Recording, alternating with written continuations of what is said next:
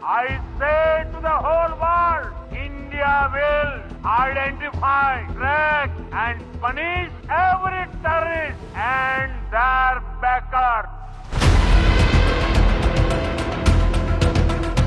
మోడీ గారు నిన్న స్టేట్మెంట్ కూడా మాట్లాడారు.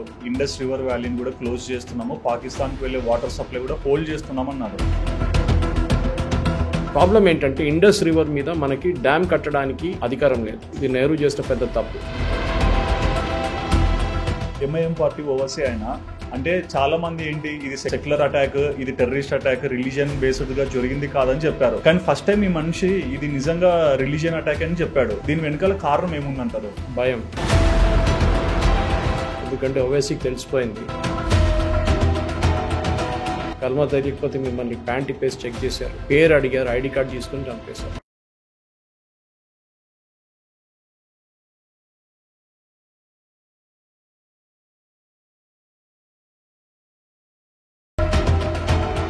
వాళ్ళ ఇరిగేషన్ కానివ్వండి, వాళ్ళు తాగే నీళ్ళు కానివ్వండి, వాళ్ళ మిగతా యూజెస్కి అన్నీ అదే పనికి వస్తుంది. రాత్రికి రాత్రి మీరు నీళ్ళు ఆపేస్తే వాళ్ళు ఏం చేస్తారు? అంతే, ఫినిష్. ఒక భారత రాష్ట్రంలో ఇంకొక రాష్ట్రం.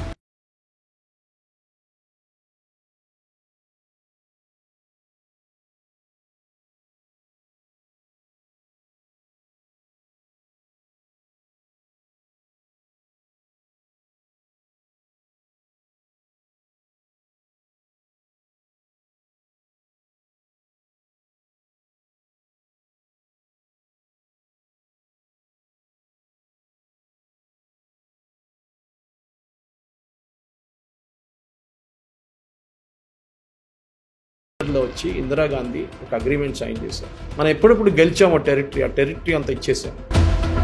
జవహర్లాల్ నెహ్రూ 38,000 స్క్వేర్ కిలోమీటర్స్ చైనాకి ఇచ్చారు. Half of Ladakh is not there with us. చూడడానికి మ్యాప్లో ఉంటుంది. ఇదే పాకిస్తాన్ డిప్యూటీ సీఎం ఇషక్దార్ ఇంకొక మాట ఏమంటున్నాడు అంటే ఈ అటాక్స్ వెనుకల ఫ్రీడమ్ ఫైటర్స్ ఉన్నారు, ఫస్ట్ ఫ్లాగ్ ఆపరేషన్ అని కూడా చెప్తున్నాడు. పాకిస్తాన్లో పొలిటీషియన్స్ అసలు 10 పైసలు పనికిరారు. సో వాళ్ళ స్టేట్మెంట్ మనం సీరియస్గా తీసుకోక్కర్లేదు. Pakistan is run by army. Next world war 3 will be fought for water అని. ఇది that the first indication of what this is all about. ఈ పాకిస్తాన్ లో ఉండే వాళ్ళందరినీ పాకిస్తాన్ ఎంబసీ నుంచి పంపిస్తుంటే కేక్ కటింగ్స్ అన్ని కేక్ తీసుకుని సెలబ్రేట్ చేసుకుంటా పోతున్నారు. 25 మంది చనిపోయింది, చుట్టుముట్టు కట్టి చిన్న ఏదో జరిగిందంట. వాళ్ళకి జరిగి వాళ్ళ ఫ్యామిలీ వాళ్ళు చనిపోతే అప్పుడు వాళ్ళు ఇట్లా మాట్లాడమని చెప్పండి. We were never united. మన యునైటెడ్గా ఉంటే ఏ మొఘల్ రాడు, ఏ ఆఫ్ఘాన్ రాడు, ఏ బ్రిటిష్ రాడు, పోర్చుగీస్ రాడు, డచ్ రాడు. We were always divided. Hi viewers, welcome to Sudheer talks. నేను మీ హోస్ట్ సుధిరెడ్డి. సో రీసెంట్ గా పహల్గామ్ అటాక్ మీద మనకు సురేష్ కొచ్చాడల్ సార్ చాలా విషయాలు అయితే ఓపెన్ అప్ గా మాట్లాడారు కదా. బట్ ఇప్పుడు మోడీ గారు ఒక స్టేట్మెంట్ ఇచ్చారు, ఆ తర్వాత మన ఆర్మీ కూడా ఎన్కౌంటర్స్ మొదలు పెట్టారు. బట్ చాలా విషయాలు అయితే ఎన్నో బయటికి వచ్చేసాయి. మరి ప్రతి ఒక్క దాని మీద కూడా మనకు కొన్ని డౌట్స్ ఉంటాయి. అన్ని డౌట్స్ కూడా మన favourite senior journalist Suresh Kochattil sir అడిగి తెలుసుకుందాం. నమస్తే సార్. నమస్తే సార్, రీసెంట్ ఇంటర్వ్యూ చాలా మందికి అంటే ఎడ్యుకేట్ చేసిందని చెప్పుకోవచ్చు మీరు చెప్పిన ప్రతి ఒక్క మాట కూడా. సో మీరు ఆడియన్స్కి ఏమైనా ఒక మాట చెప్పాలనుకుంటున్నారా? ప్రాబ్లం ఎక్కడ వస్తుందంటే పాలిటిక్స్ మాట్లాడుతున్నప్పుడు, ఎస్పెషలీ ఏదో ట్రీటీస్ కానివ్వండి, అగ్రిమెంట్లు కానివ్వండి, దాని గురించి మాట్లాడుతున్నప్పుడు మనం దాన్ని తెలుసుకోవాల్సింది మొత్తం. ఎందుకంటే మన మీడియాలో, ఎస్పెషలీ తెలుగు మీడియాలో దీని గురించి ఎక్కువ పట్టలేదు. అక్కడ పొలిటికల్ డిస్కషన్ ఎక్కువ జరుగుతుంది కానీ ఇన్డెప్త్గా వెళ్ళారు. ఎప్పుడు ఏదో పై నుంచి చూసుకుంటారా కానీ ఇన్డెప్త్కి వెళ్ళారు. సో నా అటెంప్ట్, నేను కరెక్ట్ అని చెప్పట్లేదు, నేను మొత్తం అన్నీ కరెక్ట్గా చెప్తాను, నేను ట్రై చేస్తున్నాను. చాలా మటుకు రీసెర్చ్ చేసి నాకు తెలిసిన మటుకు మాట్లాడి కొంతమంది దగ్గర, దాని తర్వాతనే మీలాంటి వాళ్ళతో స్టూడియోలో కూర్చున్నప్పుడు మాట్లాడవచ్చు అనమాట. ఎందుకంటే మన ప్రేక్షకులకు చెప్తున్నప్పుడు వాళ్ళకు కూడా ఒక నాలెడ్జ్ ట్రాన్స్ఫర్ ఉండాలి. నాకు తెలిసి నేను నా దగ్గర పెట్టుకుంటే పనికిరాదు, 10 మందికి చెప్పాలి. సో అదే నేను ట్రై చేస్తున్నాను. But thank you so much sir. చాలా మంది చూసే వాళ్ళు కూడా చెప్తున్నారు ఈ మాట. సో దానికోసం thank you so much sir.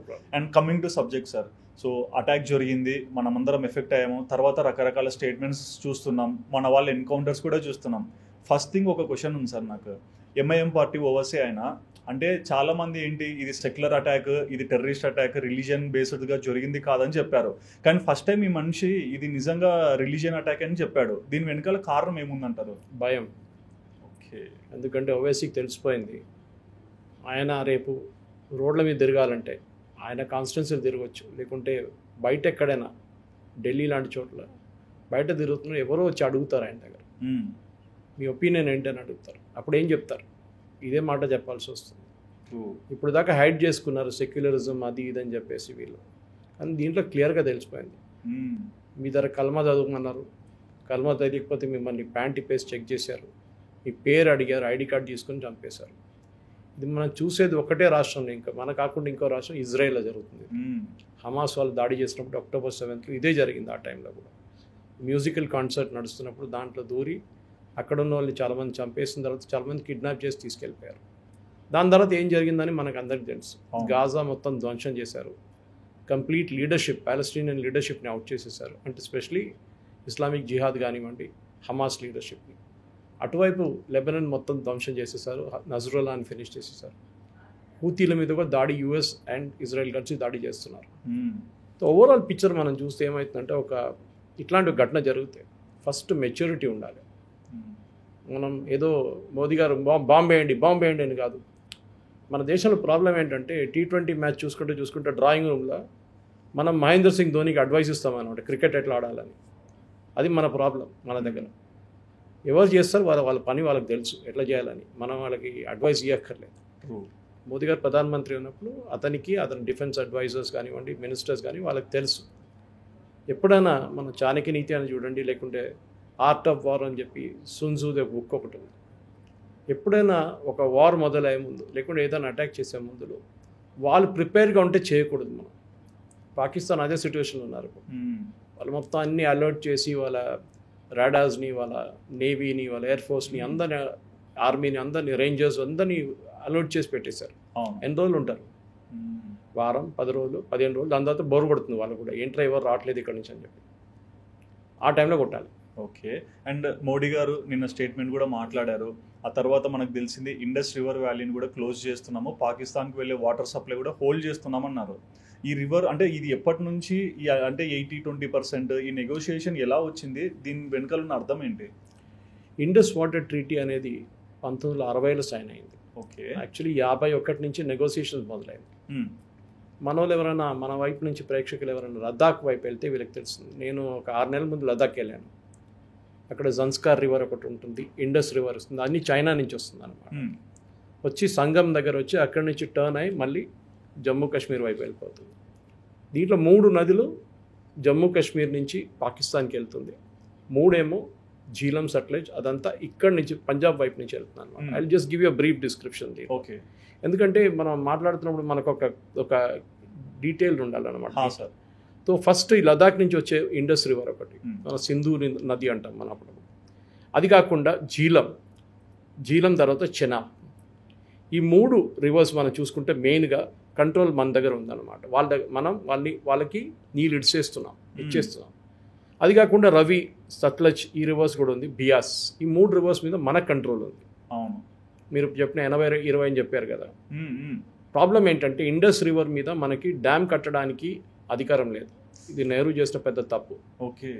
51లో నుంచి మొదలైన నెగోసియేషన్స్ 60లో ఫినిష్ అయినప్పుడు వరల్డ్ బ్యాంక్ని తీసుకొచ్చారు. ఎందుకు వరల్డ్ బ్యాంక్ని తీసుకొచ్చారో అర్థం కావట్లేదు. యునైటెడ్ నేషన్స్కి వెళ్ళారంటే అక్కడి నుంచి వరల్డ్ బ్యాంక్, నెహ్రూకి యునైటెడ్ నేషన్స్ అంటే చాలా ఫేవరెట్ ఆయనది. సో వాళ్ళు వచ్చి అగ్రిమెంట్ చేశారు. మాది ఆ అగ్రిమెంట్ మనకి చాలా డిసడ్వాంటేజ్ మనకి. కానీ ఈ రివర్స్, ఈ 3 రివర్స్ మనం చెప్పినట్ల ఇండస్ నుంచి వస్తుంది. ఇండస్ అది పాకిస్తాన్ వెళ్ళి కలిపి లాస్ట్ ఇండస్ అయిపోతుంది అది కంప్లీట్గా. ఓకే. సో మనం చూస్తున్న ఈ 3 పర్టికులర్ రివర్స్ మనం క్లియర్గా చూస్తే దీంట్లో మనకు ఎక్కడ కంట్రోల్ ఉందని మనం తెలుసుకోవాలి ఫస్ట్. ఇండస్ వాటర్ ట్రీటీ అని ఓవరాల్ వాటర్ ట్రీటీ అది. అంటే దీనికి ఇండస్కి, మనకి జీలం కానివ్వండి, చెనాబ్, ఈ 3 రివర్స్కి ఒక అగ్రిమెంట్ అన్నమాట. ఏం చేయొద్దు, ఏం చేయకూడదు, ఈ డీటెయిల్స్ అన్నమాట. దీంట్లో చూస్తే కూడా మనకి ప్రేక్షకులు అర్థం చేసుకోవాలి. ఇప్పుడు చాలామంది నిన్నటి నుంచి చాలా డిబేట్స్లో ఈ నీళ్ళు ఆపేద్దాం, ఏదో ట్యాప్ ఆఫ్ చేస్తే బకెట్లో నీళ్ళు పడదని అట్లా చెప్పి మాట్లాడుతున్నారు. కాదు, అంత ఈజీ కాదు ఇది. ఎందుకంటే ఈ నీళ్ళు ఆఫ్ చేయడం అనేది ఏదో డ్యామ్ ఉంటే మనం అప్పుడైనా బంద్ చేయొచ్చు. కానీ ఎంత నీళ్ళు వస్తుంది ఇండస్ నుంచి, అంటే ఇండస్ రివర్ నుంచి, అది జీలం కానీ, బియాస్ కానీ, సట్లజ్ కానీ, రావి కానీ, ఇదంతా మనం ఫస్ట్ చూస్తే దీని ఒక టర్మినాలజీ ఉందన్నమాట. ఆ టర్మినాలజీ పేరు MAF అంటారు.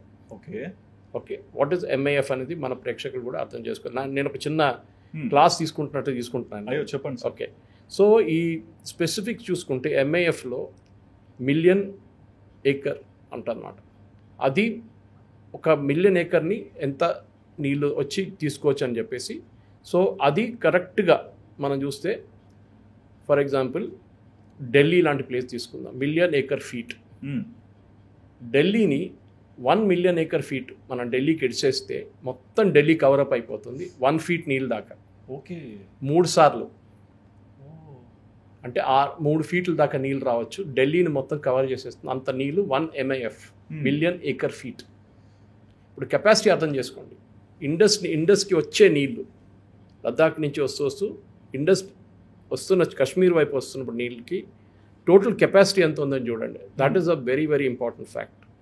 135 నుంచి 145 మిలియన్ ఏకర్ ఫీట్ నీళ్లు ఈ flows from Jhelum, Chenab and Indus into Pakistan. ఈ 3 రివర్ మన దగ్గర కంట్రోల్ లేని రివర్స్.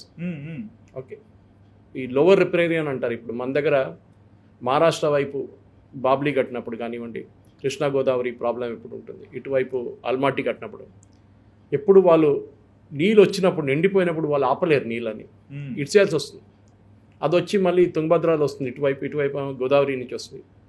ఆ నీళ్ళు మళ్ళీ శ్రీశైలంకి వెళ్తుంది, శ్రీశైలం నుంచి అది నాగార్జున సాగర్కి వెళ్తుంది, అక్కడి నుంచి విజయవాడ వైపు వెళ్ళి అక్కడి నుంచి ప్రకాశం బ్యారేజ్ తర్వాత it goes in to the sea. Okay, మనం యూజువలీ ఏం ట్రై చేస్తామంటే ఎంత నీళ్ళైనా అంత నీళ్ళు మనం ఉంచుకోవచ్చా అని చూస్తాం మనం. కానీ ఒక కెపాసిటీ ఉంటుంది, హోల్డింగ్ కెపాసిటీ, ఒకటి క్యారింగ్ కెపాసిటీ. దాని తర్వాత గేట్స్ ఓపెన్ చేయాల్సి వస్తుంది. మీరు చూసుంటారు వర్షాకాలంలో గేట్స్ ఓపెన్ చేసిస్తారు. ఎలక్ట్రిసిటీ ప్రొడక్షన్ ఉంటుంది ప్యారలల్, అది నడుస్తూనే ఉంటుంది అన్నమాట. ఎంత నీళ్ళు మనం ఆపగలితే అంత నీళ్ళు ఆపుతాం. దాని తర్వాత స్ట్రక్చరల్ స్టెబిలిటీ ప్రాబ్లం ఉంటుంది డ్యామ్స్కి. ఇక్కడేమో మన దగ్గర డ్యామ్లే లేవు ఈ 3 రివర్స్ మీద, మిగతా 3 మీద కడుతున్నాం, డ్యాములు కడుతున్నాం అనమాట.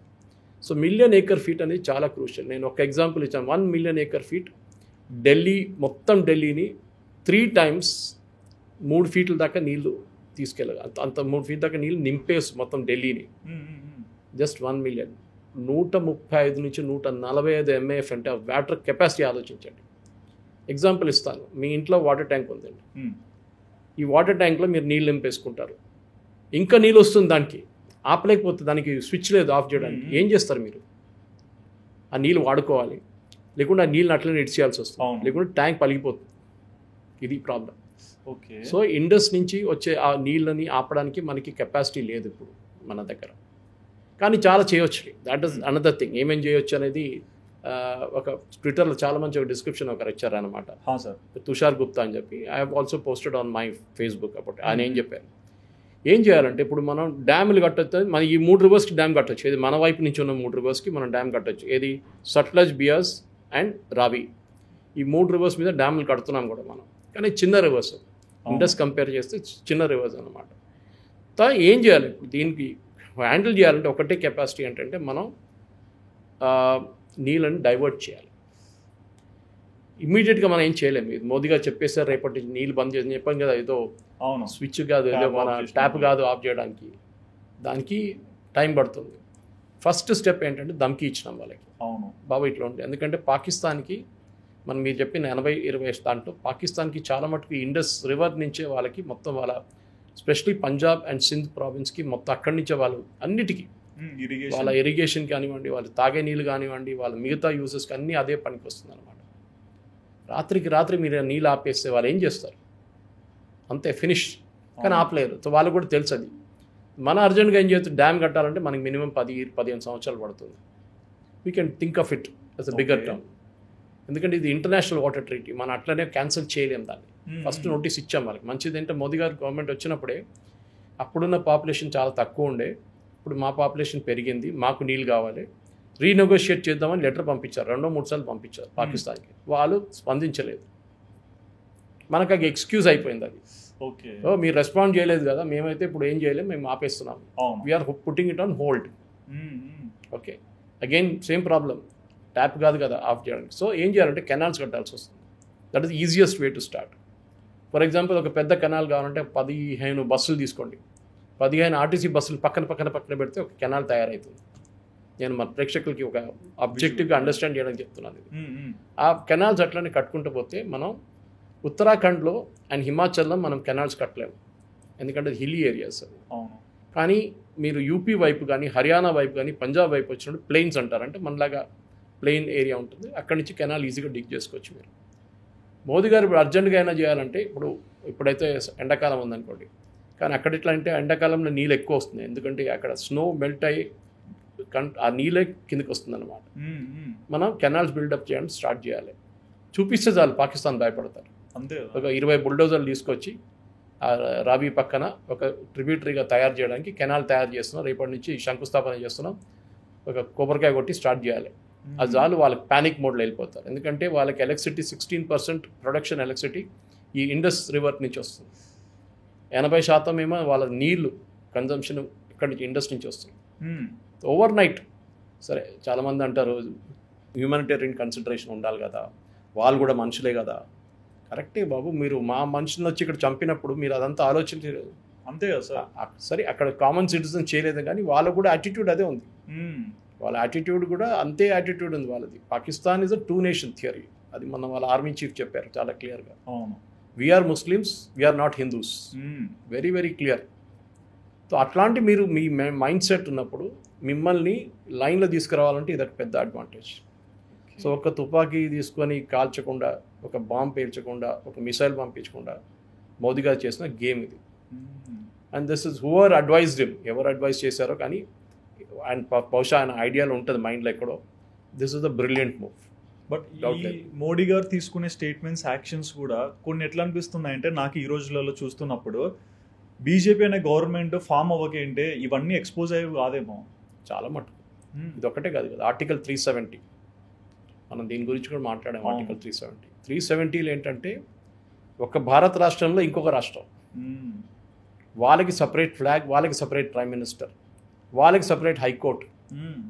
భారతదేశంలో ఉన్న లాస్, ఇక్కడ ఉన్న చట్టాలు ఏమో అక్కడ నడవదు. ఫారిన్ మినిస్ట్రీ, డిఫెన్స్ ఒకటే మన దగ్గర పెట్టుకొని మిగతా అంతా వాళ్ళు చూసుకుంటారంట. 60-70 సంవత్సరాలు నడిపించారు. మోదీ గారు వచ్చిన తర్వాత తీసి పక్కనే పడేశారు. దాని మీద చాలా పెద్ద గొడవ చెంది రాహుల్ గాంధీకి ఇప్పుడు కూడా ఏమంటున్నాడు, మేము వస్తే 370 తీసుకొస్తాం అంటే ఇదే ఉగ్రవాదాన్ని మళ్ళీ మేము తీసుకొస్తాం, ఇదే అనీతి ఏదైతే చేశారో అది మళ్ళీ తీసుకొస్తాం. ఒక భారతీయుడే మీరు నేను అక్కడ వెళ్ళి ఒక స్థలం కొనలేవు, జమ్మూ కాశ్మీర్ ఇప్పుడు కొనవచ్చు, మనం ఒక ఫ్యాక్టరీ పెట్టుకోవచ్చు అక్కడ. దానికోసం వాళ్ళ ఎంపీలు కానీ వాళ్ళ ఎమ్మెల్యేలు వాళ్ళ మినిస్టర్లు ఏమంటున్నారంటే మా దగ్గర కల్చరల్ ఇన్వేషన్ జరుగుతుంది. బాబు, Jammu Kashmir was a Hindu kingdom at long time. మీరు ఒక 16th centuryకి వెళ్తే ఇట్ వాజ్ అ హిందూ దాని తర్వాతనే ఈ మొఘల్స్ వచ్చిన తర్వాత, వీళ్ళు అఫ్ఘాన్స్ వచ్చిన తర్వాతనే అదొక ఇస్లామిక్ కంట్రీగా మారిపోయింది. ఇప్పుడు కూడా జమ్మూ వైపు చూడండి హిందూస్ ఉన్నారు. అవును. ఓకే, అది శంకరాచార్య గారు వెళ్ళింది అక్కడికే కదా, శ్రీనగర్. ఆ టైంలో ఆలోచించి ఎందుకు వెళ్ళారు? ముస్లిం కంట్రీ ఉంటే వెళ్తారు, ఆ టైం వెళ్ళరు. So obviously it was a Hindu Kingdom. మీరు మార్చేశారని చెప్పి సిరియా లాగానో, ఈజిప్ట్ లాగానో, లేకుంటే లెబనన్ లాగా మా దగ్గర ట్రై చేయకండి. This was a Hindu Kingdom అని పాకిస్తాన్ ఆర్మీ చీఫే కన్ఫర్మ్ చేస్తున్నారు. మాకు వాళ్ళతో సంబంధమే లేదు, వాళ్ళు హిందువులు, మేము ముస్లింలు. ఇక్కడున్న ముస్లింలు కూడా ఆయన పట్టించుకోవట్లేదు. ఆలోచించండి, ఇక్కడున్న ముస్లిమ్స్ కూడా పట్టించుకోవట్లేదు. యు ఆర్ నోబడీ అంటున్నారు. ఇది బాధ అనమాట. సో ఇక్కడున్న ముస్లిమ్స్ కూడా ఆలోచించాలి. బాబు, పాకిస్తాన్ అప్పుడప్పుడు మీరు చెప్తూ ఉంటారు కదా, మా రిలీజియన్ కామన్, మా ఇస్లాం కామన్. వాళ్ళు అసలు మిమ్మల్ని పట్టించుకోవట్లేదు. సో ఇండస్ వాటర్ ట్రీటీ కానివ్వండి, ఈ ట్రీటీతోని ఇది కాకుండా మనం చాలా ట్రీటీస్ సైన్ చేసాం వాళ్ళతో. ఒక్కొక్కటి తీసి పక్కన పెడితే పాకిస్తాన్ ఒక సంవత్సరం లోపల మొత్తం రోడ్డు మీదకి వచ్చేస్తుంది. అండ్ పాకిస్తాన్ ప్రెసిడెంట్ 2 మాటలు అన్నారు sir. First thing, Shimla agreement నేను క్యాన్సిల్ చేస్తా అని చెప్పారు. దానివల్ల ఏమైనా ఇంపాక్ట్ ఉంటుందా? మంచిదే కదా. ఇక్కడ అగైన్ మన ప్రేక్షకులకి షిమ్లా అగ్రిమెంట్ ఏంటనేది తెలుసుకోవాలి. ఇప్పుడు నేను ఇండస్ ఎక్స్ప్లెయిన్ చేశాను, కానీ మొత్తం ఎక్స్ప్లెయిన్ చేయాలంటే నాకు గంట సేపు పడుతుంది. బట్ బేసిక్లీ అవి ఎక్స్ప్లెయిన్, 6 రివర్స్ మన దగ్గర ఉంది. ఆ రివర్ నుంచి వచ్చే నీళ్ళ కెపాసిటీ ఎంత, ఆ కెపాసిటీ మీకు విజువలైజ్ చేస్తే ఎంత ఉంటుంది ఢిల్లీ లాంటి స్టేట్కి కంప్లీట్ నీళ్ళు నింపేయచ్చు 3 feet దాకా అని చెప్పేసి. షిమ్లా అగ్రిమెంట్ సైన్ చేసి మనం 71 వార్ తర్వాత. ఓకే, ఐ థింక్ నెహ్రూ చేసిన ఒక పొలిటికల్ బ్లండర్ మన ఇండస్ వాటర్ ట్రీటీ చేస్తే, ఇందిరాగాంధీ గారు చేసిన అన్నిటికంటే పెద్ద తప్పు మనం షిమ్లా అగ్రిమెంట్లో చేశాం. ఓకే, ఇప్పుడు జుల్ఫికర్ అలీ భుట్టో ప్రధానమంత్రిగా ఉన్నారు. మనం గెలిచాం, మనం బంగ్లాదేశ్ క్రియేట్ చేసి ఇచ్చేసాం బంగ్లాదేశ్ వాళ్ళకి. మన దగ్గర 90,000 మంది ప్రిజనర్స్ ఆఫ్ వార్ ఉన్నారు, వాళ్ళ దగ్గర నుంచి సరెండర్ చేసిన ఆర్మీ వాళ్ళు. అవును. ఏది బ్రిగేడియర్ లెవెల్ నుంచి జవాన్ దాకా మన దగ్గర 90,000 మంది ఉన్నారు prisoner of war. Sam Manekshaw మూవీలో కూడా చూస్తే మీకు చాలా క్లియర్గా శామ్ మానెక్షా దాని గురించి మాట్లాడతారు. అప్పుడు మీ దగ్గర అంత అసెట్ ఉన్నప్పుడు మీరు బార్గెన్ చేయాలండి. దాని బదులు యుఎస్ ప్రెషర్లో వచ్చి ఇందిరాగాంధీ ఒక అగ్రిమెంట్ సైన్ చేశారు. దీనికన్నా ముందు తాష్కెంట్కి మళ్ళీ లాల్ బహదూర్ శాస్త్రి గారు వెళ్ళి అగ్రిమెంట్ సైన్ చేశారు. అది కూడా అండర్ ప్రెషర్ సైన్ చేశారు. మనం ఎప్పుడప్పుడు గెలిచాము ఆ టెరిటరీ అంతా ఇచ్చేసాం. మనకందరికి తెలుసు, రాహుల్ గాంధీ అంటారు చైనా వాళ్ళు వచ్చి కూర్చున్నారని. Rahul Gandhi great grand father Jawaharlal Nehru 38,000 square kilometres చైనాకి ఇచ్చారు. మీరు లదాఖ్కి వెళ్తే half of Ladakh is not there with us. చూడడానికి మ్యాప్లో ఉంటుంది. ఇటువైపు కాశ్మీర్ కూడా అంతే. పిఓకే ఒక వైపు, అటువైపు అక్సై చైన్ అని చైనా దగ్గర ఉంది. ఈ 35,000 స్క్వేర్ కిలోమీటర్కి ఒక విజువలైజేషన్ కావాలంటే మీకు ఒక ఢిల్లీ ఉంటాయి. ఢిల్లీ కన్నా కొంచెం పెద్ద పంజాబ్ అని చెప్పుకోవచ్చు. ఆ సైజు చైనాకి ఇచ్చేశారు నెహ్రూ 62-65 వారు. టిబెట్ ల్యాండ్ ఏం చేయదు అక్కడ, ఏం లేదని చెప్తున్నారు. లద్దాఖ్లో ఏం చేసుకుంటాం అక్కడ? కరెక్టే. విజువల్ చూస్తే నేను కూడా లద్దాఖ్ వెళ్ళినప్పుడు చూసాను. అంతా డెజలేట్గా ఉంటుంది. మీకు ఒక బండి గంట తర్వాత కనిపిస్తుంది, ఒక బండి రోడ్డు మీద. మనుషులు కనిపించారు అసలు. వాళ్ళ టోటల్ పాపులేషన్ 1,60,000. 1,60,000 మొత్తం లదాఖ్ పాపులేషన్. మన దగ్గర ఒక 3 డిస్ట్రిక్ట్స్ కలిపితే లదాఖ్ సైజ్ ఉంటుంది. ఆ సైజులో మన పాపులేషన్ ఎంత ఉంటుంది మీరు ఆలోచించండి. తో ప్రాబ్లం ఎక్కడ వచ్చిందంటే ఈ అగ్రిమెంట్ సైనింగ్లో ఇందిరాగాంధీ గారు మన దగ్గర నుంచి 16,000 స్క్వేర్ కిలోమీటర్స్ పాకిస్తాన్కి ఇచ్చేశారు. మీకు గుర్తుంటుంది, మీ దానికన్నా ముందు 65 వార్లో కూడా మనం లాహోర్ దాకా వెళ్ళాం. మన ఆర్మీ లాహోర్ మన దగ్గర ఉండే. మన అక్కడ కూర్చుంటే పాకిస్తాన్ ఏం చేయలేకపోతారు. ఈరోజు లాహోర్ మన దగ్గర ఉంటుండే, కానీ మనం రిటర్న్ వచ్చేసాము. ఇది చాలా తప్పులు చేస్తాం హిస్టరీలో ఇట్లాంటిది. అది ఆ టైంలో వాళ్ళు ఎందుకు చేశారు మనకు తెలియదు. ఈ అగ్రిమెంట్ సైన్ చేసినప్పుడు కూడా ఇదే చేశారు. ఫస్ట్ స్టెప్లో మేము మా ఇద్దరు కొట్లాడుతుంటే మూడోని విలువం మేమే సార్ట్అవుట్ చేసుకుంటామని. అది ఒక బయలాటరల్ వే. అది కాకుండా మేము ఇంటర్నేషనల్ బార్డర్, ఇప్పుడున్న బార్డర్, దట్ ఈస్ ఆ టైంలో ఇండో పాకిస్తాన్ వార్ జరిగిన తర్వాత ఉన్న బార్డర్ దగ్గర మేము that will convert to LOC, line of control. అది చేసిన ఇంకో పెద్ద తప్పు. అంటే మీరు యాక్సెప్ట్ చేసుకున్నారు that POK is a part of Pakistan. అది ఎందుకు చేశారు? Indira Gandhi suppose to be very tough lady, but అది కూడా గెలిచిన తర్వాత, బంగ్లాదేశ్ వారు గెలిచిన తర్వాత మీ దగ్గర ఇంత ట్రంప్ కార్డులు ఉన్నప్పుడు మీరు ఆడాలండే గేమ్, మంచిగా ఆడలేదు.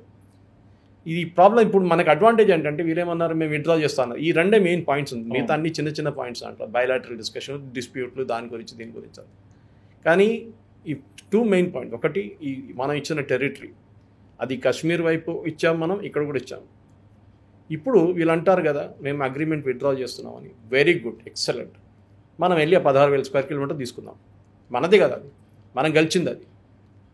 దాని తర్వాత LOC, అన్నిటికంటే పెద్ద ట్రంప్ కార్డ్ మన దగ్గర. ఇప్పుడు LOC లేదు. ఇప్పుడు అవును, you have withdrawn the agreement. Shimla అగ్రిమెంట్తో మాకు సంబంధం లేదంటున్నారు. Very good. షిమ్లా అగ్రిమెంట్లో LOC ఫైనలైజ్ చేశాం. మేము వెళ్ళి పాకిస్తాన్లో కూర్చుంటాం. ఏం చేస్తారు మీరు? ఏం చేయలేరు. You cannot say that was the border. ఎవరు చెప్పారు border? We don't accept the border. ఇప్పుడు ఆఫ్ఘనిస్తాన్ పాకిస్తాన్ నడిమిట్ల పెద్ద గొడవ నడుస్తుంది, మీకు తెలుసు. తాలిబాన్, తెహరీక తాలిబాన్ కానివ్వండి, మిగతా వాళ్ళు TTP వాళ్ళు పాకిస్తాన్ ఆర్మీని కొడుతున్నారు వాళ్ళు రెగ్యులర్గా. వాళ్ళు ఏమంటారు, డురాండ్ లైన్ అని ఒక లైన్ డ్రా చేస్తారు బ్రిటిష్ వాళ్ళు వెళ్తూ. అంటే పాకిస్తాన్ ఆఫ్ఘనిస్తాన్ డివైడ్ చేయడానికి. వాళ్ళు అంటున్నారు తాలిబాన్ వాళ్ళు మేము అసలు పట్టించుకో, we don't accept that boundary. Pakistan అంతా మాదే అంటున్నారు వాళ్ళు. మంచిదే కదా. సో ఇట్లాంటి తప్పులు చేసిన తర్వాత ఇందిరాగాంధీ, అది కాకుండా జవహర్లాల్ నెహ్రూ చేసిన తప్పు నడిమిట్లో even Lal Bahadur Shastri made a mistake of signing agreements. మనం గెలిచిన టెరిటరీ మనం ఎందుకు ఇవ్వాలండి? చిట్టగాంగ్ ఫర్ ఎగ్జాంపుల్, బంగ్లాదేశ్లో మన దగ్గర చిట్టగాంగ్ కూడా బీన్ విత్ అస్. మనకి డైరెక్ట్ నార్త్ ఈస్ట్ రూట్ ఉంటుండే, సీ రూట్. ఓకే, అది బంగ్లాదేశ్కి ఇచ్చేస్తాం మనం ఆ టైంలో. బ్రిటిష్ వాళ్ళు చెప్పారు తీసుకోండి, అదే తీసుకోలేదు మనం. అదర్వైజ్ టుడే మొత్తం తిరిగి ఎక్కర్లేదు. చికెన్ స్టెక్ అంటారు చూడండి, అక్కడి నుంచి వెళ్ళక్కర్లేదు. You can directly come from sea route తీసుకొని మీరు త్రిపురకి వెళ్ళిపోవచ్చు, మీరు మణిపూర్కి వెళ్ళిపోవచ్చు అటువైపు నుంచి, మేఘాలయకి అంతా. కానీ చేయలేదు మనం. చేసిన తప్పులు చాలా ఉన్నాయి. చెప్పుకోకపోతే అగైన్ గంట సేపు పడుతుంది. దానికి ఒక థియరీ ఉంది దానికి. కానీ మెయిన్గా మన ప్రేక్షకులు అర్థం చేసుకోవాలి 2 పాయింట్లు. ఒకటి, షిమ్లా అగ్రిమెంట్ విత్డ్రా చేస్తున్నా అన్నారు, పాకిస్తాన్ చెప్పారు గ్రేట్ అన్నారు. మన ఏమో ఇండస్ వాటర్ ట్రీటీ సస్పెండ్ చేస్తా అన్నారు. ఇది కూడా బాగుంది. 2 బాగున్నాయి. మనకే అడ్వాంటేజ్. పాకిస్తాన్కి ఏ అడ్వాంటేజ్ రాదు దీని నుంచి, ఎందుకంటే వాటర్ మన దగ్గర ఉంది. నీళ్ళు పైనుంచి కిందకి వెళ్తుంది, కింద నుంచి పైకి వెళ్ళదు నీళ్ళు. ట్రూ. ఓకే, అయినా మనం కూర్చున్నాం. అక్కడి నుంచి పాకిస్తాన్ పంపించాం. రేపు మేము కావాలంటే ఆ కెనాల్ గట్టి డైవర్ట్ చేసి యూపీ దాకా తీసుకెళ్ళొచ్చు మేము నీళ్ళు. మనకు తెలుసు రాజస్థాన్లో we built one of the best canals. ఎందుకంటే రాజస్థాన్లో అసలు నీళ్ళు లేకుండా ఒక టైంలో. సర్దార్ సరోవర్ ప్రాజెక్ట్ తీసుకోండి, మేధా పాత్కర్ వీళ్ళందరూ ఆపడానికి చాలా ట్రై చేశారు. మోదీ గారు వచ్చిన తర్వాత, మోదీ గారు ముఖ్యమంత్రి అయిన తర్వాత కట్టి కంప్లీట్ చేశారు. షట్టర్స్ హైట్ కూడా ఇంక్రీజ్ చేశారు. దట్ పర్టికులర్ ప్రాజెక్ట్ నీళ్లు రాజస్థాన్ దాకా వెళ్తుందండి, మధ్యప్రదేశ్కి వెళ్తుంది నీళ్లు. It's part of that's only river which flows not in to the sea, in to the country. మిగతా అన్ని రివర్లో వెళ్ళి సీలో పడిపోతుంది. ఇది ఒకటే కాదు, నర్మదా ఒకటే. It's opposite direction. But the bigger picture, Shimla agreement strategically మనకు చాలా మంచిది వాళ్ళు విత్డ్రా చేస్తే. కానీ we have to insist in writing. ఇప్పుడు మన దగ్గర నుంచి కూడా రైటింగ్లు ఇచ్చాం మనం, ఇండస్ వాటర్ ట్రీటీ గురించి ఎందుకు విత్డ్రా చేస్తున్నా అని చెప్పి ఒక ఒఫీషియల్ లెటర్. అది కూడా నా ఫేస్బుక్లో నేను పోస్ట్ చేశాను. మీరు కూడా కావాలంటే మీకు కాపీ ఇస్తాను దాన్ని. And we have withdrawn, okay, officially withdrawn. వాళ్ళు ఇంకా చెప్పారు కానీ చేయలేదు. మీరు రాసి ఇవ్వండి that we are withdrawing from Shimla agreement. We will tomorrow tell our army go and occupy Lahore. Simple, అంత ఈజీ కాదు చెప్పేది. I'm just giving hypothetical situation. But ఇదే పాకిస్తాన్ డిప్యూటీ సీఎం ఇషక్దార్ ఇంకొక మాట ఏమంటున్నాడు అంటే, ఈ అటాక్స్ వెనుకల ఫ్రీడమ్ ఫైటర్స్ ఉన్నారు అండ్ అదర్ ఎండ్లో ఇది రిలీజియస్ వార్ కాదు, ఇది ఫస్ట్ ఫ్లాగ్ ఆపరేషన్ అని కూడా చెప్తున్నాడు. పాకిస్తాన్ ఆర్మీ చీఫ్ చెప్పిందంటే మాట చాలా క్లియర్. పాకిస్తాన్లో పొలిటీషియన్స్ అసలు 10 పైసలకు పనికిరారు. వాడు ఎక్కువ మాట్లాడితే వాళ్ళు జైలు వేసేస్తారు. ఒకటి ఉన్నారు కదా, ఇమ్రాన్ ఖాన్ ఆల్రెడీ జైల్లో ఉన్నాడు. అవును సార్, ఆయన గెలిచారు ఎలక్షన్, లాస్ట్ ఎలక్షన్ గెలిచిన మంచిగా జైల్లో ఉన్నాడు. ఓడిపోయిన మంచిగా ప్రధానమంత్రిగా కూర్చున్నాడు. ఆలోచించండి, మన దగ్గర రేపు రాహుల్ గాంధీ ఓడిపోయిన మందికి ప్రధానమంత్రి చేసి మోదీని జైలు వేస్తే ఎట్లా ఉంటుంది? అది పాకిస్తాన్ సంగతి అనమాట. అది సో వాళ్ళ స్టేట్మెంట్ మనం సీరియస్గా తీసుకోక్కర్లేదు. Pakistan is run by army. Okay, so వాళ్ళ దగ్గర ఇంకా ఎవరి మాట ఎవరితో నెగోషియేట్ చేసినా ఆర్మీతోనే నడుస్తుంది. సో దానికోసం కూడా నేను మాట్లాడిన ఎక్స్పర్ట్స్ అందరూ ఏమన్నారంటే, మీరు ఈ టెర్రరిస్ట్ ఎంట పోకండి, మీరు 10 మందిని కొడితే మళ్ళీ 20 మంది బయటకు వస్తారు. మళ్ళీ గాజాలో అదే నడుస్తుంది. మీరు పాకిస్తాన్ ఐఎస్ఐని కొట్టండి. That is very important. The head of the snake అంటాం మనం, హెడ్ ఆఫ్ ద స్నేక్ అది. మీరు ఐఎస్ఐని కొట్టండి, వాళ్ళ అసెట్స్ని కొట్టండి. అప్పుడు వాళ్ళు బయట వచ్చి మమ్మల్ని ఎందుకు కొడుతున్నారంటే, బాబు నువ్వే కదా వీళ్ళందరికీ పాల్పోసి పెడుతున్నావు వీళ్ళందరికీ, ఇప్పుడు నువ్వు సఫర్ అంతే, యూ కీప్ సఫరింగ్. మన దగ్గర 135 గన్స్ ఉన్నాయండి బార్డర్ దగ్గర. ఫస్ట్ వాళ్ళు మోటార్ ఫైర్ చేస్తారు, మనం మిషన్ గన్ ఫైర్ చేస్తాం, మళ్ళీ మనం 135 బోఫోర్స్ పెట్టి మొత్తం కొట్టేసి ధ్వంసం చేయొచ్చు వాళ్ళ పోస్ట్ని అంతా. We will suffer casualties, this no doubt. ఏ వార్లో వన్ సైడెడ్గా జరగదు. అవును, ఇజ్రాయెల్ దగ్గర ఇంత టెక్నాలజీ ఉండి కూడా వాళ్ళు ఎంతమంది, వాళ్ళు ఆల్మోస్ట్ 800 మంది దాకా వాళ్ళ సోల్జర్స్ చనిపోయారు ఈ లాస్ట్ 1.5-2 yearsలో. ఇట్స్ హ్యాపెన్స్, ఏం చేయలేము. కానీ వన్స్ ఫర్ ఆల్ సెటిల్ అయిపోతుంది. ఇది ఎట్లా అయిపోయిందంటే బ్యాండేడ్ సొల్యూషన్ లాగా ఏదైనా అయితే బ్యాండేడ్ పెడుతున్నాం మనం, మళ్ళీ అదైనా మళ్ళీ కొత్త బ్యాండేడ్ పెడుతున్నాం. కాదు, వన్స్ ఫర్ ఆల్ సర్జరీ చేసేసేయండి, డీప్ సర్జరీ చేసేసేయండి, ఫినిష్ చేసేసేయండి. కానీ మన ప్రజలు కూడా దానికి తయారు ఉండాలి. మన దగ్గర ప్రాబ్లం ఏమొస్తుందంటే, ఏదైనా యుద్ధం జరిగినప్పుడు ఇప్పుడు జనరేషన్ చూడలేదు. 71లో నేను చూసాను, నేను స్కూల్లో ఉన్నాను ఆ టైంలో. మన పేపర్ విండో మీద పేపర్ అతికిస్తాం, బ్లాక్ పేపర్ అంటించాలి, లైట్స్ అన్నీ ఆఫ్ చేసేసేయాలి. పాకిస్తాన్ ప్లేన్ పైనుంచి వెళ్తుంటే హైదరాబాద్లో చాలా రూమర్స్ ఉండే, అప్పుడు మొత్తం ఎలక్ట్రిసిటీ బోర్డు వల్ల లైట్ ఆఫ్ చేసేస్తారు సిటీ మొత్తం. అప్పుడు ప్లేన్ కనిపించదు ఏం కింద ఏముందనేది. అంత రాడార్ ప్రాబ్లం ఆ టైంలో లేకుండా. ఇప్పుడు రాడార్ ఉందనుకోండి, you can find out without lights also. కానీ we have gone through that 71 war పాకిస్తాన్తో. ఎందుకంటే హైదరాబాద్కి 3 ఎయిర్ ఫోర్స్ బేస్లు ఉన్నాయి. I think there no other part of India has that. Begumpet కానీ, హకీంపేట్, దుండిగల్, పక్కన బీదర్ ఉంది. దీంట్లో 3 ట్రైనింగ్ ఎస్టాబ్లిష్మెంట్స్. కానీ we can use it as a fighter base also. అది కాకుండా అన్నిటికంటే పెద్దది, మన అన్నిటికంటే డేంజరస్ న్యూక్లియర్ ఫ్యూయల్ కాంప్లెక్స్ మన దగ్గర హైదరాబాద్లో ఉంది. అది కావాలని చెప్పి భారతదేశం నడిమిట్లో పెట్టారు మన దగ్గర, చర్లపల్లి దగ్గర, నాచారం చర్లపల్లి దగ్గర. ఎందుకంటే మన కంట్రీకి ఉన్న అన్ని న్యూక్లియర్ ఫ్యూయల్, అన్ని ప్లాంట్స్కి తయారు చేస్తున్న న్యూక్లియర్ ఫ్యూయల్ హైదరాబాద్ తయారవుతుంది. సో పాకిస్తాన్ నుంచి ఒక ప్లేన్ హైదరాబాద్కి రావాలంటే మినిమం ఎంత స్పీడ్ ఉన్నా, ఎంత ఫైటర్ ఎయిర్క్రాఫ్ట్ ఉన్నా వాడికి మినిమం 25 నిమిషాలు పడుతుంది. దాని లోపల మనం రియాక్ట్ కావచ్చు ఈజీగా. అదే టైంలో వాళ్ళ మిసైల్ ఇక్కడ రావాలంటే చాలా దూరం హైదరాబాద్. కానీ మన దగ్గర మిసైల్స్ ఉన్నాయి, అగ్ని నుంచి అక్కడి నుంచి చాలా ఉంది. వాళ్ళ దగ్గర షహీన్ అనేది ఉంది ఒకటి, అంతే. మన దగ్గర we have range up to Shanghai దాకా మనం కొట్టచ్చు. మన దగ్గర బ్రహ్మోస్ ఉన్నాయి, వాడుకోవాలండి. ఎందుకు పెట్టుకున్నాం ఇదంతా? దివాళీ పటాకాల్లాగా పెట్టుకుని డబ్బలు పెట్టుకుని ఏం చేసుకుంటాం? వాడండి ఒకరోజు, పనిచేస్తుందో లేదో అది కూడా తెలిసిపోతుంది కదా చాలా క్లియర్గా. ఇజ్రాయెల్ చేసినట్లనే మీరు మొత్తం ధ్వంసం చేసేయాలి Pakistan. That first step, without using any missile, without using any army, without using any air force, navy, మనం ఈ నీళ్ళ ఫస్ట్. ఎందుకంటే ఎప్పుడు చెప్తారు next World War III will be fought for water అని. నీళ్ళ కోసం ఉంటుంది నెక్స్ట్ World War III. చాలాసార్లు చెప్పారు కూడా. ఇది that the first indication of what this is all about. నీళ్ళతో మనం గేమ్ ఆడుకోవచ్చు. మన దగ్గర కూడా ఇద్దరు స్టేట్లు కొట్టుకుంటారు కదా, కావేరీ కోసం తమిళనాడు కర్ణాటక కొట్టుకుంటారు. అదే ఇంటర్నేషనల్ లెవెల్కి పోయిందన్నమాట. Okay, so we are taken it there. అదే టైంలో ఇంటర్నేషనల్ అగ్రిమెంట్స్ మనం సైన్ చేసిన అగ్రిమెంట్స్ అన్ని రీవిజిట్ చేయాలి టైం వచ్చేసింది. Pakistan withdraw on their own చేస్తుంది, చాలా మంచిది. నౌ దట్ విత్డ్రా నేను చెప్పొచ్చు, మీరే కదా విత్డ్రా చేశారు, మేమేం చేయలేదు. సో పిఓకే ఏది లేదు, ఎల్ఓసి అనేది కాన్సెప్టే లేదు, మొత్తం మాదే. మేము వెళ్ళిపోతాం అటు పక్కకి, మేము వెళ్ళి ఎక్కడైనా కూర్చుంటాం.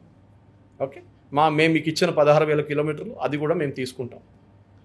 ఈ అతరివాగ్ బార్డర్ కూడా క్లోజ్ చేశారు కదా సార్. ఇప్పుడు అది క్లోజ్ చేయడం వల్ల ఇంపోర్ట్స్ ఎక్స్పోర్ట్స్ ఇవన్నీ ఆగిపోతుంటాయి. ఇదేమన్నా ఇంపాక్ట్ చూపిస్తుందా? ఏం లేదు, పాకిస్తాన్ ఏం అమ్ముతారండి. ఓకే, తినడానికి వాళ్ళ తిండి లేదు, వాళ్ళ దగ్గర ఆటా కోసం కొట్టుకుంటున్నారు. వాళ్ళు మనకేం ఎక్స్పోర్ట్ చేస్తారు. ఒక టైంలో మనం ఉల్లిపాయలు కొంటుండే వాళ్ళ దగ్గర నుంచి. ఇప్పుడు మనం వీఆర్ సెల్ఫ్ సఫిషియెంట్ నా. ఓకే, పాకిస్తాన్ దగ్గర ఏం కొనడం మనం? ఏం లేదు, నథింగ్, అబ్సల్యూట్లీ జీరో. అది ఏం ఇంపాక్ట్ ఉండదు. అది కాకుండా వీసా క్యాన్సిలేషన్ కూడా చాలా మటుకు జరిగింది, మీరు చూసుంటారు. సార్క్ వీసాస్, నార్మల్ వీసాస్ అంటే ఒక పాకిస్తాన్ నుంచి ఎందుకంటే ఈ పార్టీషన్ జరిగినప్పుడు ఎస్పెషలీ హైదరాబాద్ లాంటి చోట్లలో చెల్ల ఇక్కడ ఉండిపోయింది, అక్క ఇక్కడ ఉండిపోయింది, తమ్ముడేమో పాకిస్తాన్లో ఉండిపోయాడు. సో వాళ్ళు విజిటింగ్కి వస్తారు, వాళ్ళ ఫ్యామిలీని చూడడానికి. ఇక్కడ పెళ్లి ఉంటుంది కాదు, సార్క్ వీసాలు అది కాదు, నార్మల్ వీసాస్. సార్క్ వీసా అంటే judges, administrators, sports persons, diplomats, ఇట్లాంటి వివిఐపీస్కి, వివిఐపీస్ అని చెప్పలేదు, విఐపీస్ విత్ సర్టన్ అడ్వాంటేజ్, వాళ్ళకి వీసా అక్కర్లేదు. భూటాన్, మాల్డీవ్స్, మన మొత్తం సార్క్ కంట్రీస్, పాకిస్తాన్, బంగ్లాదేశ్, శ్రీలంక అంతా కలిసి మన ఒక స్టిక్కర్ ఉంటుంది, ఒకటి వీసా స్టిక్కర్. ఆ స్టిక్కర్ దీని మీద పెట్టేస్తాం పాస్పోర్ట్లో. So they don't need to apply for a visa అన్నమాట. అది ఒక నెలకు వ్యాలిడిటీ ఉంటుంది, 1 month. ఆ 1 monthలో వాళ్ళు వచ్చి వాళ్ళు పని చేసుకొని వెళ్ళిపోవచ్చు. వాళ్ళు నెక్స్ట్ టైం వస్తున్నారు, మళ్ళీ స్టిక్కర్ పెడతారు, 1 monthకి మళ్ళీ వ్యాలిడిటీ ఉంటుంది. అది క్యాన్సిల్ చేసి పడేశారు. సో ఇదొకటి. మెడికల్, మూడో వీసా ఏమో మెడికల్ కోసం వస్తారు చాలామంది పాకిస్తాన్ నుంచి, ట్రీట్మెంట్ కోసం ఇండియాకి వస్తారు, బంగ్లాదేశ్ లాంటి వాళ్ళు. అది ఏదో పెద్ద పెద్ద మంది హాస్పిటల్, అపోలో లాంటిది, మిగతా హాస్పిటల్స్కి వస్తారు. సో అక్కడ ట్రీట్మెంట్ తీసుకుంటారు వాళ్ళు. అది ఇప్పుడు ఆపడం అనేది ఒక పర్సనల్ ప్రాబ్లం అవుతుంది. ఎవరికైనా హార్ట్ సర్జరీ అయిందనుకోండి, ఇప్పుడు మనమని లేకుండా కావాలి హార్ట్ సర్జరీ నడవాలంటే ఇప్పుడు ఏం చేస్తారు, హ్యూమానిటేరియన్ కన్సిడరేషన్ ఉండాల్సింది. కానీ వాళ్ళకు కూడా బై ఎండ్ ఆఫ్ మే, అంటే May 1st weekలో మీరు అక్కడికి వెళ్ళిపోవాలని చెప్పారు. తర్వాత దాని ఏమైనా డిసిషన్ తీసుకుంటారా government of India, case to case బేసిస్లో డిసైడ్ చేసుకోవచ్చు, ప్రాబ్లం లేదు. కానీ బేసిక్లీ మీరు ఇక్కడ వద్దండి, మీరు వెళ్ళిపోండి, మా వాళ్ళు అక్కడి నుంచి ఇక్కడ తెప్పించుకుంటా అన్నారు. దాని తర్వాత we are taken another decision attache గురించి.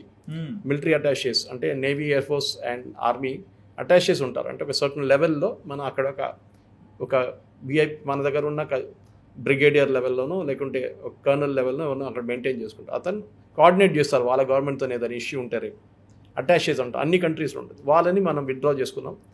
మన దగ్గర ఉన్న పాకిస్తానీ అటాషేస్ని పర్సనల్ నాన్ గ్రాటా అంటాం మనం. That is you are not required here anymore. Okay, అని పంపించేస్తాం. ఈ పాకిస్తాన్ వాళ్ళు కూడా, అంటే మనం అంతా ఎన్నికి పంపిస్తున్నాం, వాళ్ళు కూడా బార్డర్స్ క్లోజ్ చేసి పైన ఎయిర్ వేస్ కూడా ఫ్లై చేయకుండా ఆపేసుకొని ఏమేమో చేస్తున్నారు. అంటే ఏదైనా వార్ డిక్లేర్కి రెడీ అవుతున్నారా? ఏం లేదు. మనం ఎప్పుడు న్యూక్లియర్ వార్ గురించి మాట్లాడతాం. న్యూక్లియర్ అనే వెపన్ అనేది ఒక డిటరెన్స్, ఎవరు వాడరు. ఓకే, వాడింది ఒకసారి, దాని అందరికి తెలుసు, హిరోషిమా, నాగసాకిలో. దాని ఎఫెక్ట్ ఇప్పుడు కూడా ఉంది, మన అందరికి తెలుసు. ఇది ఒక చేతిలో పెట్టుకుని నా దగ్గర బాంబుని చూడు, నువ్వు వస్తే నువ్వు ఇప్పుడే వేస్తా నీ మీద అని చెప్పి భయపడిపిస్తారు అంతే. అది ఏం చేయరు, వాడరు అసలు. కానీ చాలా క్లారిటీ ఉంది. ఎయిర్ స్పేస్ క్లోజ్ చేయడం ఏమవుతుందంటే, అమృత్సర్ నుంచి, ఢిల్లీ నుంచి, మేబీ ఈవెన్ కల్కటా నుంచి వచ్చే ఫ్లైట్లు, వెళ్ళే ఫ్లైట్లు, మిడిల్ ఈస్ట్కి వెళ్ళేది, గల్ఫ్కి వెళ్ళే ఫ్లైట్లు కానివ్వండి, మిగతా యూరోప్కి వెళ్ళే ఫ్లైట్స్ కొంచెం డివియేషన్ తీసుకోవాల్సి వస్తుంది పాకిస్తాన్. కానీ హైదరాబాద్, చెన్నై, బెంగళూరు నుంచి వెళ్ళే ఫ్లైట్లు ఆల్రెడీ స్ట్రైట్ లైన్ తీసుకుంటారు, వాళ్ళకి ప్రాబ్లం లేదు. Okay, so Pakistan air space close చేయడం వాళ్ళకే అంత పెద్ద, మనకేం లాస్ లేదు. కానీ పాకిస్తాన్కి పెద్ద ప్రాబ్లం ఉంటుంది. రేపు వాళ్ళ ఫ్లైట్స్ టువర్డ్స్ సింగపూర్ కానివ్వండి, థాయిలాండ్ కానివ్వండి, ఈవెన్ బంగ్లాదేశ్కి వెళ్ళాలంటే మొత్తం భారతదేశం తిరిగి వెళ్ళాల్సి వస్తుంది. మనం ఇంకా ఎయిర్ స్పేస్ క్లోజ్ చేయలేదు, చేసామనుకోండి అంతే సంగతి. వాళ్ళకి మొత్తం తిరిగి వెళ్ళాలి. శ్రీలంక వెళ్ళి శ్రీలంక నుంచి మళ్ళీ పైకి మళ్ళీ అట్లా వెళ్ళాలి. It's a huge loss for Pakistan. కానీ ఒక స్ట్రాటజీగా ఐ థింక్ మోదీ గారు చేస్తారేమో. అది నెక్స్ట్ స్టెప్ అది ఉండొచ్చు, ఏది economic blockade of Pakistan. Okay, ఇప్పుడు మనం గాజా కూడా చూసాం. గాజాలో ఇజ్రాయెల్ అసలు ఫ్యూయల్ అలౌ చేయరు, ఈవెన్ తిండి కూడా అలౌ చేయరు, నీళ్లు కూడా వాళ్ళు కంట్రోల్ చేస్తారు. ఇన్ఫాక్ట్ గాజాలో నీళ్లు సప్లై చేసేది ఇజ్రాయెల్ నుంచి నీళ్ళు వస్తుంది గాజాకి, అది కూడా వాళ్ళు కంట్రోల్ చేస్తారు. డ్రింకింగ్ వాటర్ కంట్రోల్ చేస్తారు వాళ్ళు. మనం కూడా చేయాల్సింది. మనం ఏం చేయాలి, పాకిస్తాన్తో ఏ కంపెనీ డీల్ చేస్తారో, అది మిలిటరీ ఉండొచ్చు, లేకుంటే కమర్షియల్గా ఉండొచ్చు, ఏదైనా, వాళ్ళు ఇండియాలో బిజినెస్ చేయలేరు. మన తమాషగా చెప్పాను నేను ఒకటి, కోక్ పెప్సీకి చెప్పాలన్నమాట, బాబు నువ్వు అక్కడ కోక్ పెప్సీ అంతే సంగతి, ఇండియాలో అమ్మద్దు. వాళ్ళు ఇండియా తీసుకుంటారు, మన 140 కోట్ల పాపులేషన్, అక్కడ 40 కోట్లు, ఏం ఇక్కడికి వస్తారు వాళ్ళు. 100%. అట్లనే మీరు just giving very small example. అట్లనే పెద్ద ఎగ్జాంపుల్ తీసుకోవచ్చు. అక్కడ పెద్దగా వెళ్ళి ఇన్వెస్ట్ చేస్తున్న కంపెనీలు అక్కడ ట్రేడ్ చేస్తున్న బంద్ చేసేసేయండి మీ బిజినెస్. మీరు అక్కడ చేస్తే మా దగ్గర రాకండి, సింపుల్ యాజ్ దట్. సెకండ్, ఈ కంటైనర్స్ హ్యూజ్, మన ఈ ఫ్యూయల్ తీసుకొచ్చేది, క్రూడ్ ఆయిల్ తీసుకొచ్చే షిప్స్ ఉంటుంది, పెద్ద షిప్స్ ఉంటుంది, వాళ్ళని కూడా చెప్పాలి, కంపెనీస్ ఉంటాయి దానికి. మీరు పాకిస్తాన్కి వెళ్ళి మీరు క్రూడ్ తీసుకెళ్తారంటే మా దగ్గర అలౌ చేయం, మా పోర్ట్లో అలౌ చేయం. ఓకే, మీరు డిసైడ్ చేసుకోండి, పాకిస్తాన్కి తీసుకెళ్తారా మా దగ్గర వస్తారా, సింపుల్ యాజ్ దట్. ఏదో పాకిస్తాన్ నిన్న పెద్ద స్టేట్మెంట్ ఇచ్చారు, గల్ఫ్ నుంచి వస్తే ఆయిల్ ఏదైనా తీసుకొస్తే షిప్పులు పాకిస్తాన్కి వస్తే ఆపేస్తాం. పాకిస్తాన్కి ఎందుకు వెళ్తామండి, మనం డైరెక్ట్ వచ్చేస్తాం మా దగ్గరికి, ముండ్రాకి వస్తాం, లేకుంటే ముంబైకి వస్తాం, లేకుంటే విశాఖపట్నంకి వెళ్తాం. మనం పాకిస్తాన్కి ఎందుకు వెళ్ళాలి, చెన్నైకి వెళ్తాం, or we'll go to Vizhinjam, Trivandrum, it's the biggest transshipment port today. So ఇదంతా పాకిస్తాన్ గేమ్ అప్. 10 పైసలు లేనోడు నేను BMW కొంటా అంటున్నాడు, ఆ సంగతి అయిపోయింది పాకిస్తాన్. అండ్ రీసెంట్ డేస్ నుంచి, అంటే ఈ అటాక్ జరిగినప్పటి నుంచి రీల్స్ కొన్ని వైరల్ అవుతున్నాయి సార్. అందులో ఒక రీల్ చూశాను, రాహుల్ గాంధీ గారు ఒక స్టేట్మెంట్ ఇచ్చారు, అంటే మహాత్మా గాంధీ నాన్ వైలెన్స్ చూస్ చేసుకున్నారు, అది కూడా ఇస్లామిక్ చదివి అని చెప్పారు. అసలు ఏమన్నా వ్యాలిడా సార్ ఇది? అది రాహుల్ గాంధీ స్టేట్మెంట్ అంత సీరియస్గా తీసుకోకండి, మనందరి ప్రాబ్లం అది, చాలా సీరియస్గా తీసుకుంటాం. మనం చూసాం, సందీప్ దీక్షిత్తో నాకు ఇంటర్వ్యూ చేశారు, చూస్తుంటారు మీరు. ఆ ఇంటర్వ్యూలో సందీప్ దీక్షిత్ ఒక క్వశ్చన్ అడగలేదు, దానికి రాహుల్ గాంధీ జవాబు చెప్పేశారు. ఓకే, ఎందుకంటే క్వశ్చన్ పేపర్ ముందే ఇచ్చేశారు, క్వశ్చన్ పేపర్ లీక్ చేశారు, కానీ క్వశ్చన్ అడగలేదు. 8వ క్వశ్చన్కి వచ్చే ముందు ఆయన ఆన్సర్ చేసేసారు. సూపర్. అప్పుడే ఈయన రియాక్ట్ అన్నాడు, నేను ఇంకా అడగలేదు కదా ప్రశ్న, మీరు అప్పుడే జవాబు ఇచ్చేసారంట. అంటే అర్నబ్ గోస్వామితో అదే జరిగింది, మీకు గుర్తుంది 2014 ఎలక్షన్కి ముందు ఆయన క్వశ్చన్స్ ముందే అడిగారు, కానీ అర్నబ్ ఏం చేశాడు, 1, 2, 3, 4 కాకుండా 3 to 4 అడిగాడు, మొత్తం మిక్సప్ అయిపోయాడు, పాపం ఏం ఆన్సర్ చేయలేకపోయాడు. ఉమెన్స్ ఎంపవర్మెంట్ ఎంఆర్ఐ కానీ. సో రాహుల్ గాంధీ స్టేట్మెంట్ సీరియస్గా తీసుకోకండి. మనం నాన్ వైలెన్స్ ఎక్కడి నుంచి వచ్చింది మన అందరికీ తెలుసు, కాన్సెప్టే అసలు ఇప్పుడు పనికిరాదు టుడేస్ వరల్డ్. ఒక టైంలో Mahatma Gandhi, Martin Luther King వీళ్ళందరూ వాడుకున్నారు, కానీ ఇస్లాం నుంచి వచ్చిందంటే basically he wants to say that Islam is bigger religion then Hinduism. సరే, ఆయన లాజిక్ అది, ఓట్ల కోసం వస్తాడు కదా హిందువుల దగ్గర, అప్పుడు చూపిస్తాం. ఇప్పుడు ఈ ఇన్సిడెంట్ తర్వాత కూడా ఎందుకు అందరు కోఆపరేట్ చేస్తున్నారు, ఓవైసీ గురించి చెప్పారు స్టార్టింగ్లో, రాహుల్ గాంధీ కూడా ఒక మాట అంటలేడు, మనందరు సపోర్ట్ ఉండాలి గవర్నమెంట్ దగ్గర అని. ఎందుకంటే తెలిసిపోతుంది, ఇప్పుడు ఏదైనా చెప్పావో బీహార్ ఎలక్షన్ నువ్వు ఖాళీ అయిపోతావు. హిందువులు బీహార్ అని కాదు, నెక్స్ట్ 2029 ఎలక్షన్లో కూడా ఫినిష్ అయిపోతుంది. అంత కోపం ఉంది భారతదేశంలో ఇప్పుడు. అవును, మోదీ నది చెప్తాను, వెళ్ళి కొట్టండి అనే, కానీ మోదీ గారు అంత చిన్నపిల్లోడు కాదు కదా, he'll wait, he'll take his own time and he'll do it. And నిన్న స్పీచ్లో కూడా మోడీ గారు అంతా హిందీలో మాట్లాడి ఈ టెర్రర్ అటాక్ దాని గురించి ఒక్కటి ఇంగ్లీష్లో మాట్లాడారు. సో దాని రీజన్ ఏముండొచ్చు behind? Messages to go to the right people. Exact, ఎవరికి వెళ్ళాలి వారి దగ్గరికి మెసేజ్ వెళ్ళాలన్నమాట. నాకు హిందీ తెలియదు అని కూర్చున్నాడు, వారు చెప్పాలి ఇంగ్లీష్లో చెప్పాను కదా అర్థం చేసుకో ఇప్పుడు అని. సో ఒక పొలిటికల్ మెచ్యూరిటీలో ఎప్పుడు మనం ఇంటర్నేషనల్ సిచ్యువేషన్ ఉన్నప్పుడు కూడా మీరు బెంజమిన్ నెటన్యాహు చూడండి, ఏదో ర్యాష్గా రియాక్ట్ కావడం కాదు. Trump is very rash, not Netanyahu. చాలా కూల్గా ఆలోచించి పనిచేస్తారు. మనం కూడా అంతే, ఈ ఎమోషన్లో వచ్చేసి వెళ్ళి కొడదాం రావాన్ని అని చెప్పేసి తర్వాత రిగ్రెట్ చేస్తాం. ఎందుకని ఎంతమంది మనోళ్ళు కూడా ఎంతమంది చనిపోయారు అందుకని. అది వీల్ వెయిట్, ఎప్పుడు కొట్టాలి ఎక్కడ కొట్టాలి మనం డిసైడ్ చేస్తాం అంతే. And one final question sir, మన ఆర్మీ రియాక్షన్ మనం చూసాము, ఆల్రెడీ ఎలా చంపుతున్నారు. అండ్ లష్కర్ ఈ తైబా వాళ్ళని కూడా ఇద్దరి మీద డౌట్ ఉంటే ఇంట్లోకి వెళ్ళి మరి లేపేశారు. సో మన ఆర్మీ వర్క్ ఎలా ఉందంటే, ఇజ్రాయెల్ ఫిలాసఫీ అది. ఇజ్రాయెల్ ఏం చేస్తారంటే, ఒక టెర్రరిస్ట్ దొరికారు అనుకోండి, టెర్రరిస్ట్కి భయం ఏముంటుంది, అటు చనిపోతే కూడా ఒక భయం ఉండాలి వాడికి, నా ఫ్యామిలీ సంగతి ఏముంటుందో అని.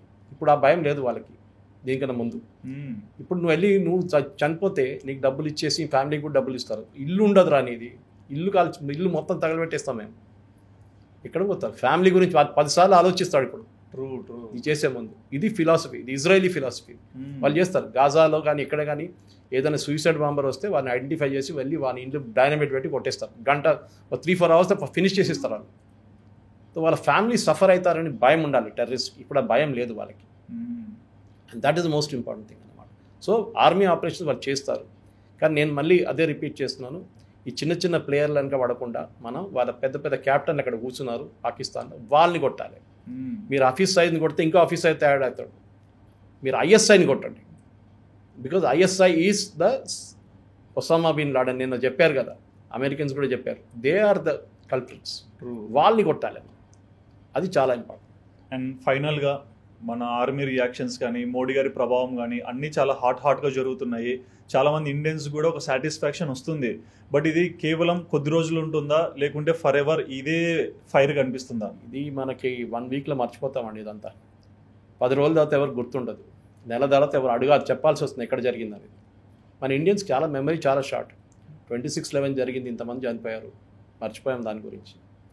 సో అప్పుడప్పుడు మనం గుర్తు చేస్తుంటాం, మన ప్రేక్షకులు కూడా చూడండి ఇట్లా జరిగిందని. మనకు నేషనలిస్ట్ స్పిరిట్ లేదు, ఓకే, మనకు లేదు నేషనలిస్ట్ స్పిరిట్ లేదు. మనోని ఒకడు వచ్చి కొడితే మనం పక్క నుంచి వెళ్ళిపోతాం, మనం ఎందుకురా గొడవ అని చెప్పేసి. అది కాదు, ఇజ్రాయెల్లో చూడండి, ఈవెన్ అమెరికాలో చూడండి, వాళ్ళ మీద ఏమైనా చేస్తే వాళ్ళు కొడతారు, వాళ్ళు ఆలోచించారు 10 సార్లు. మన దగ్గర ఆల్రెడీ స్టార్ట్ అయింది సెక్యులరు, ఇదంతా హిందువులు కాదు, ఒక క్రిస్టియన్ చనిపోయాడు నడిమిట్లో. సో వాట్, కల్మా చదువుకోవడం కూడా కదా, మీకు ఆ దమ్ము ఉండాలి. మన వాళ్ళకి లేదు అది. భారతదేశానికి ఇజ్రాయెల్ లాగా మనకు దమ్ము లేదు. ఇజ్రాయెల్లో ప్రతి పౌరుడు దిగుతాడు రోడ్డు మీద కావాలంటే తుపాకీ తీసుకొని, వాళ్ళు ట్రైన్డ్ వాళ్ళు. మన దగ్గర చేయమని చెప్పండి, అప్పుడు అంటాడు లేదు నాకు ఇల్లు ఉంది, నాకు పెళ్ళాం ఉంది, పిల్లలు ఉన్నారు, అది ఇది అంటారు. మారిపోతుంది గేమ్ అంతా complete. We are very selfish Indians. మేము, మా ఫ్యామిలీ, నేను అంతే, మీతో పోతే పోయిండు అంతే, నాకు తెలియదు, మేము బాగుండాలి. ఈ ఫిలాసఫీ ఉన్న దేశం ఇంపార్టెంట్ అండి. Country is paramount. దేశం లేకుండా మీరు ఎక్కడ ఉంటారండి? నేర్చుకోండి మిగతా దేశాల నుంచి. ఇరాక్ సంగతి చూడండి, ఆఫ్ఘనిస్తాన్ సంగతి చూడండి, సిరియా సంగతి చూడండి. అది చూసుకొని నేర్చుకోవాలి. Lebanon, learn from them. ఎట్లా ఆ కంట్రీకి you should be proud to be an Indian అంటారు. మనం we are not proud to be an Indian. మనం ఫస్ట్ క్రిటిసైజ్ చేస్తాం. ఇప్పుడు మన దేశంలో అన్ని లోపాలు ఫస్ట్ క్రిటిసైజ్ చేస్తాం. అది లేదు, రోడ్డు బాగలేదు, డ్రైనేజ్ లేదు, వర్షం పడితే ఇది అయిపోతుంది, చెరువులు అయిపోతుంది, అన్ని క్రిటిసిజం ఉంటుంది. కానీ పాజిటివ్ వే మాట్లాడమని ఒక్కడు కూడా మాట్లాడు. అది ఎప్పుడు అదే problem. And one final question sir, నిన్న కూడా మనం చూడొచ్చు, ఈ పాకిస్తాన్లో ఉండే వాళ్ళందరినీ పాకిస్తాన్ ఎంబసీ నుంచి పంపిస్తుంటే వీళ్ళు ఇండియా నుంచి వెళ్ళిపోవాలి కదా సార్, కేక్ కటింగ్స్ అన్ని కేక్ తీసుకొని సెలబ్రేట్ చేసుకుంటా పోతున్నారు. చేసుకోరండి, ఏం ఫరక్ పడతాయి మనకి? అంత ఎట్లుంటారు సార్, అంటే మన దేశం నుంచి దాటిపోతున్నారు. అదే అంటున్నా. సో నేను అదే రిపీట్ చేస్తున్నాను. మీరు ఆ కేక్ తీసుకొని ఒకటి పట్టుకుంటారు, ఇంకా 10 కేకులు ఎక్కడ కట్ చేస్తుంటారు, పబ్లో కూర్చొని తాగి సెలబ్రేట్ చేస్తుంటారు. ఉంటే మన వాళ్ళు చేస్తారు. నిన్న చూసారు కదా కొన్ని వీడియోలు, అక్కడ ఉన్న కొంత మహిళలు కొంతమంది సెలబ్రేట్ చేస్తున్నారు. ఇక్కడ ఏం జరగలేదు, చిన్న చుట్టుముట్టు గట్టే అంట, 25 మందిని చనిపోయింది, చుట్టుముట్టు గట్టి చిన్న ఏదో జరిగిందంట. వాళ్ళకి జరిగి వాళ్ళ ఫ్యామిలీ వాళ్ళు చనిపోతే అప్పుడు వాళ్ళు ఇట్లా మాట్లాడమని చెప్పండి. దాంట్లో రత్నపాఠక్ షా కూడా, నసరుద్దీన్ షా వాళ్ళ వైఫ్ కూడా ఉన్నారు, సెలబ్రేట్ చేస్తున్నారు. ఏంటండి ఇది? What is it? ఇదే టెర్రరిస్ట్కి కావాల్సింది. This is what they want, divided India, not a united India. We were never united. మన యునైటెడ్గా ఉంటే ఏ మొఘల్ రాడు, ఏ ఆఫ్ఘాన్ రాడు, ఏ బ్రిటిష్ రాడు, పోర్చుగీస్ రాడు, డచ్ రాదు.